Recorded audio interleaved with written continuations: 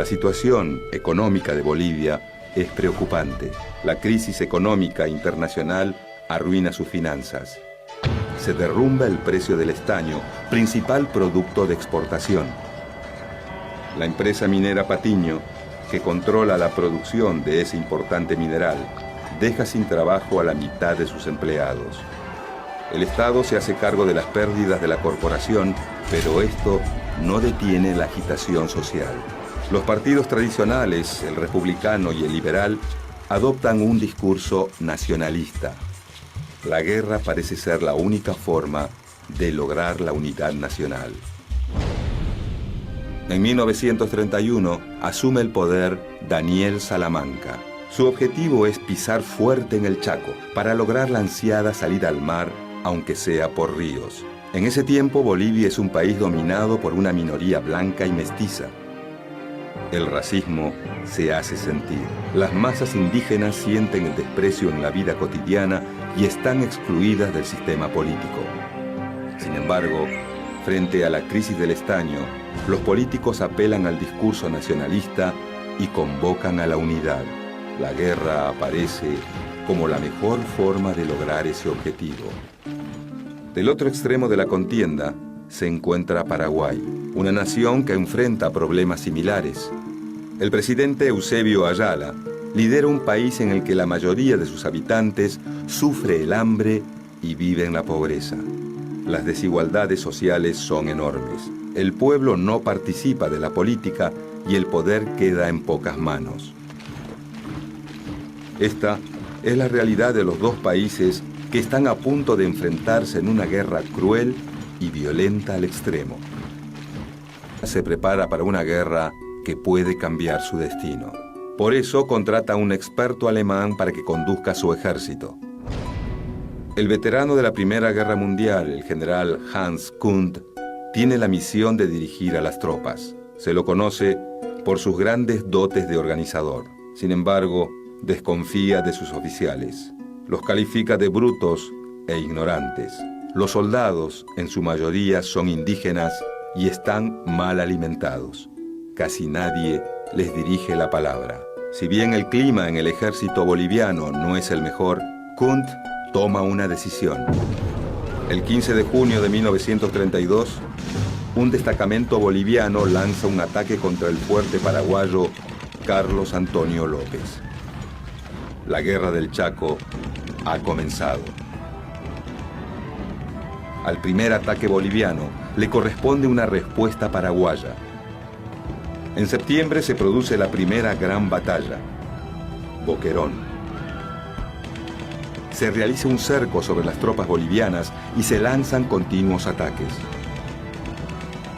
Al mando de las tropas paraguayas está el coronel José Félix Estigarribia. Es un hábil estratega que comanda un ejército bien entrenado por instructores franceses y argentinos. Estigarribia habla fluidamente el guaraní. Paraguay está mejor preparado para la guerra. En Boquerón, el fuego se cruza con gritos desgarradores y el sonido permanente de las armas. El hambre, la sed y las enfermedades minan a las fuerzas bolivianas que terminan rindiéndose. Los paraguayos aprovechan su mayor número y hacen que las fuerzas bolivianas asentadas en la zona se replieguen. Pero la guerra recién comienza. Nadie puede imaginar el horror que se vivirá más tarde. A pesar de estar precariamente alimentados, los soldados de ambos bandos combaten con la última tecnología en armamento.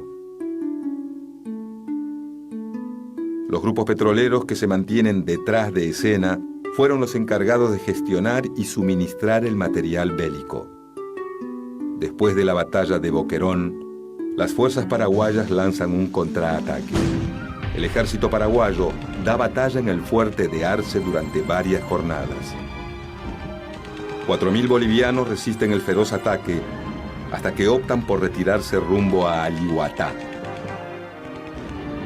La violencia no cesa. Las batallas se van volviendo cada vez más cruentas. Las pérdidas para el Paraguay son incontables, mientras que Bolivia estabiliza el frente en esa zona. Con la llegada de un refuerzo de 75.000 hombres, el general Kunt quiere pasar al ataque. Su objetivo es tomar el fuerte Nanagua y desde allí avanzar hacia la isla Poi, centro de abastecimiento paraguayo. El líder boliviano sueña con la gloria, pero la realidad acaba pronto con sus sueños. Los paraguayos, a fuerza de bayoneta y machete, reprimen con dureza a sus adversarios. Bolivia empieza a tener problemas. En julio de 1933, el general Kunt concentra a todos sus hombres en un segundo ataque a Nanagua. Sin embargo, el plan del militar alemán termina en una tragedia para las tropas bolivianas. Mueren 2.000 soldados bolivianos y 150 paraguayos. Paraguay comienza a perfilarse como el posible vencedor. El coronel Estigarribia manda al grueso de sus 27.000 hombres a las batallas de Alihuatá y Campo Vía. Luego de feroces combates, los paraguayos se imponen. Más de 7.500 bolivianos terminan prisioneros. Los soldados paraguayos incautan un abundante botín de armamento. Esto provoca la destitución. El veterano alemán de la Primera Guerra Mundial fue contratado para llevar al ejército boliviano a la victoria. Pero su fracaso es rotundo y debe ser sustituido por el coronel Enrique Peñaranda. La situación de las tropas bolivianas es traumática. De los 77.000 hombres movilizados, solo les quedan 7.000.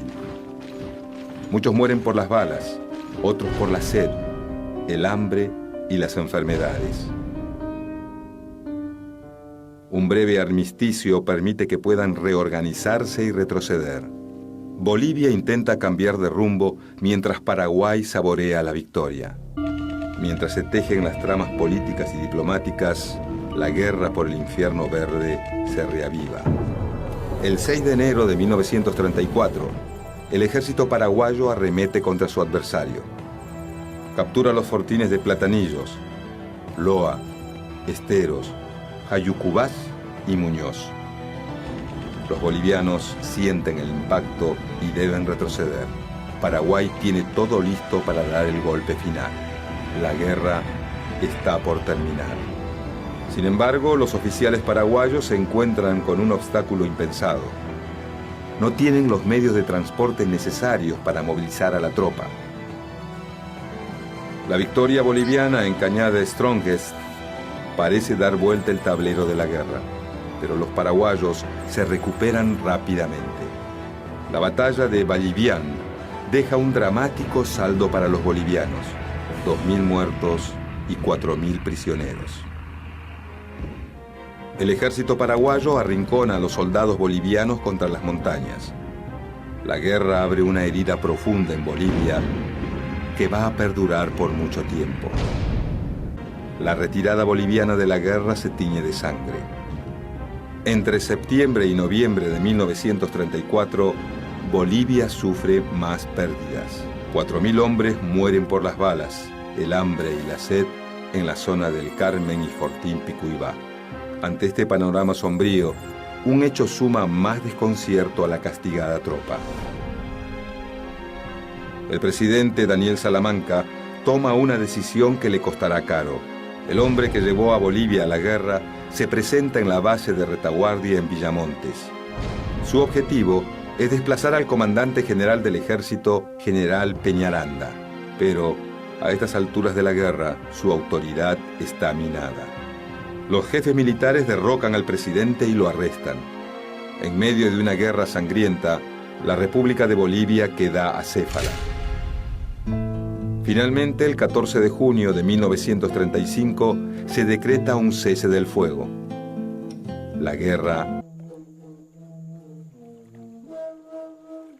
11 años antes de la muerte del presidente Gualberto Villarroel, había concluido un acontecimiento terrible: la Guerra del Chaco, la guerra que enfrentó a los pueblos del Paraguay y de Bolivia entre 1932 y 1935. Como consecuencia, los bolivianos perdimos el territorio del Chaco Boreal, Pero